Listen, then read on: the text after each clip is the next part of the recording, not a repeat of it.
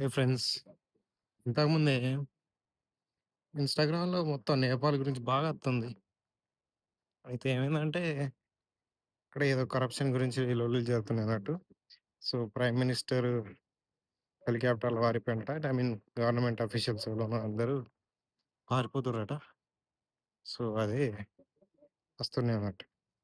ఎందుకిట్లా జరుగుతుందంటే, I mean నేను దాని గురించి చెప్తున్నా. నార్మల్‌గా నేను నా పర్సనల్‌గా చెప్తున్నా.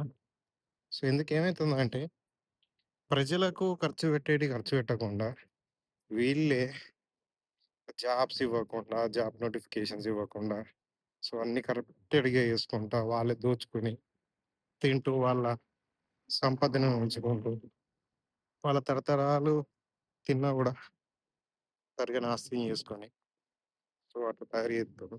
సో, దానివల్ల ఏమైతుందంటే, ప్రజలల్లకి ఏమైతుంది, వాళ్ళు ఇలా అప్పులు చేసుకొని, ఇది చేసి మనకేం డబ్బులు లేక, ఓకే. వాడేం చేసి బతకాలి?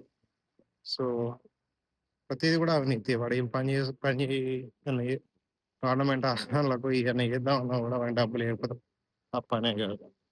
సో, ఇది జరిగేసరికి ఏమైంది, ప్రతీదిగా అవినీతి జరిగేసరికి వీళ్ళు గూడా తట్టుకోలేకపోతుర్రు. ఇప్పుడు ఇయాల రేపు యువతలో మార్పు మొత్తం చేంజ్ అయిపోయారు. క్వెషన్ రేజ్ చేస్తేనే ఏదైనా మనకు జరుగుద్ది. లేకపోతే మనం నోరు మూసుకొని కూర్చుంటే ఇట్లనే అయితదని. So, reverse అయ్యిర్రు. ఇగన్ చాలా అంటే ఒక్కొక్క దాంట్లో చాలా కంట్రీస్‌లో ఇప్పుడు బంగ్లాదేశ్‌లో గూడా అయింది. సో, అది వేరే రీజన్, ఇవి వేరే రీజన్స్ చాలా రీజన్స్ ఉన్నాయి. సో, బట్ ఒక వ్యతిరేకత వచ్చిందంటే ఏది గూడా ఉండదు గవర్నమెంట్.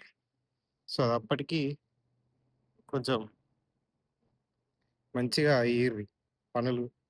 దానివల్ల ప్రజలకు ఇబ్బంది గాకుండా చేసుకుంటే మంచిగుంటది.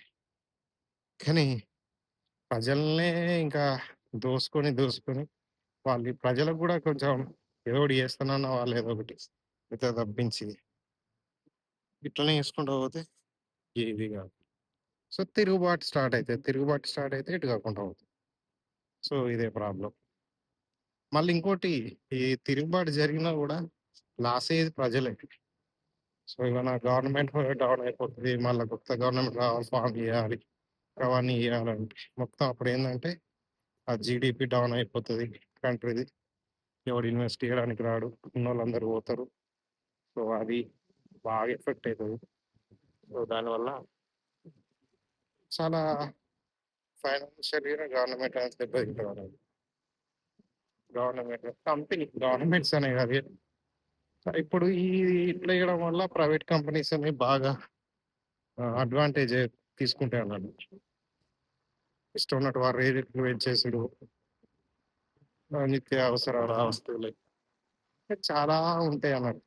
నేనంత ఇన్ డెప్త్‌గా ఏం రీసెర్చ్ చేసి ఏం చెప్తలేను.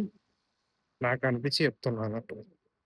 సో, నా మనసులో ఫీలింగ్ చెప్తున్నాను. ఇట్లా అయింది, ఇట్లా అవుతుందని చెప్పేసి. అంతే.